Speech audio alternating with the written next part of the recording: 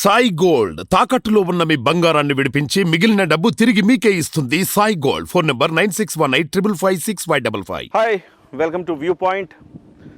ఈ మధ్యకాలంలో ప్రొఫెసర్ నాగేశ్వర్ గురించి ట్రోల్స్ చూస్తూ ఉన్నాము. ఆయన మీద వైసీపీ కండువా వేసి ఆయన వైసీపీకి అనుకూలం అని చెప్పి ట్రోల్స్ చూస్తూ ఉన్నాము.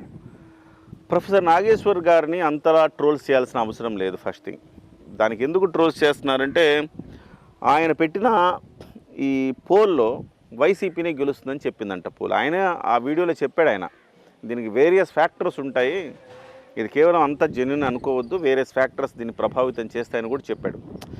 అయితే ఇక్కడ మనం ఆలోచించాల్సిన, అనవసరంగా ఆయన ట్రోల్ చేయడం వల్ల ఉపయోగం లేదు.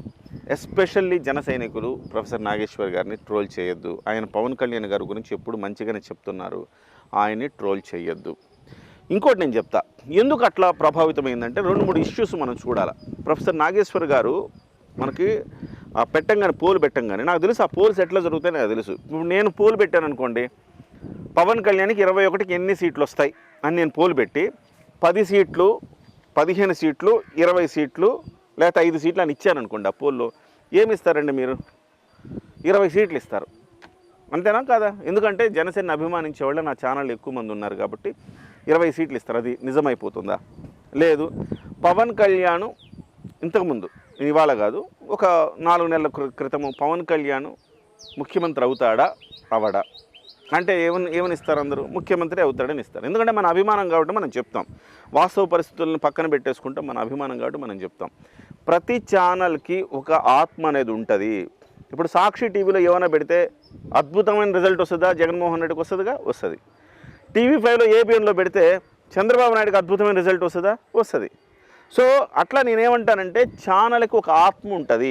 ఆత్మను అనుసరించి ఆ ప్రేక్షకులు ఉంటారు. ఆ ప్రేక్షకులు ఇచ్చే తీర్పే వాస్తవం అని మనం అనుకోవద్దు దయచేసి. అందుకే నేను ఎప్పుడు పోల్స్ పెట్టను, మ్యాక్సిమం పెట్టను పోల్స్. ఎందుకంటే మన పోల్స్ పెట్టినా కానీ మనకు అనుకూలంగానే వస్తాయి కదా, దానివల్ల ఉపయోగం ఏంటి? ఎలాగో నేను చెప్తూనే ఉన్నాను కదా.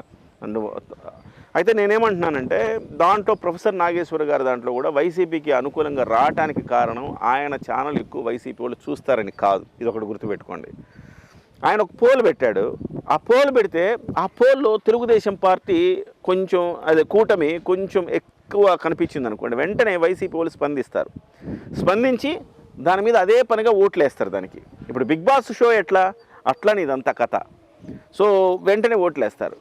మళ్ళీ వైసీపీ వచ్చిందనుకో, మళ్ళీ తెలుగుదేశం కూటమి వాళ్ళు వేస్తారు. వాస్తవానికి జనసేన వాళ్ళు సోషల్ మీడియా టీం చాలా ఎక్కువ ఉంది, కానీ ప్రేమతో పనిచేసేవాళ్ళు. ఈ రకమైన స్ట్రాటజీలు, కుట్రలు, కుతంత్రాలు వాళ్ళకు ఉండవు. వాళ్ళు ప్రేమతో చేస్తారు, ప్రేమతోనే పనిచేస్తారు సోషల్ మీడియాలో.